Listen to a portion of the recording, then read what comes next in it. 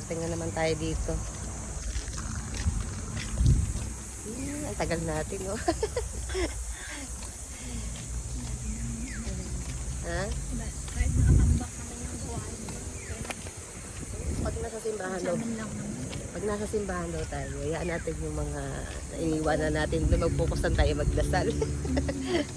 Eh, ako ganun talaga sa Maynard nga yung pagkaan. Kasi nalilibang naman sila, kaya hindi ako napapansin. Pero minsan sabi ni Daddy, ang tagal mo naman maming nagdasal. Oo, hayaan.